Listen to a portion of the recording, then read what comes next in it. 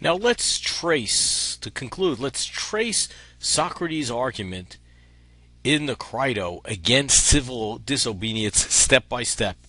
And we're going to be following a version that was suggested actually done by Christopher Shields in his book on ancient philosophy, his introductory text on ancient philosophy. And notice Socrates' argument proceeds from a certain basic assumption. What that is, and it's a little bit of a complicated principle. What does it say? That is, if a person S has justly, fairly made a contract with another person, S prime, then S willingly harms S prime, person S willingly harms person S prime if S knowingly breaks that contract without having been released from it.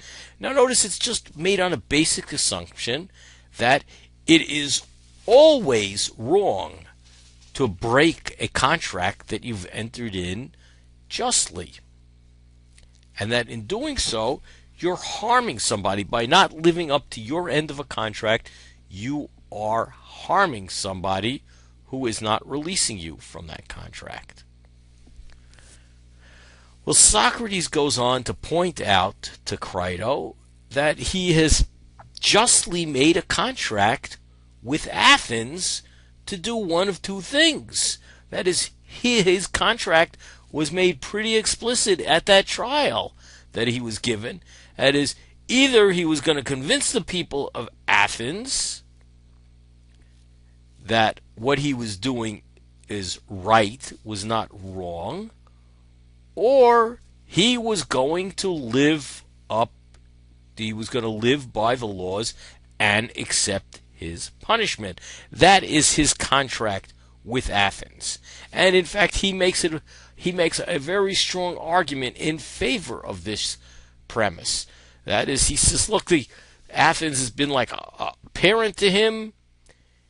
It's been like a teacher to him. He owes respect to it for that reason.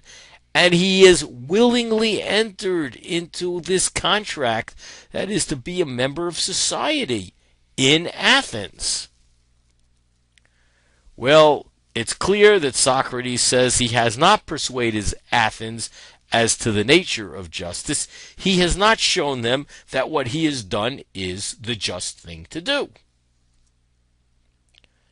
And what follows from those three is Socrates can break his contract with Athens only if he's been released from the contract, right? Because otherwise he's knowingly harming.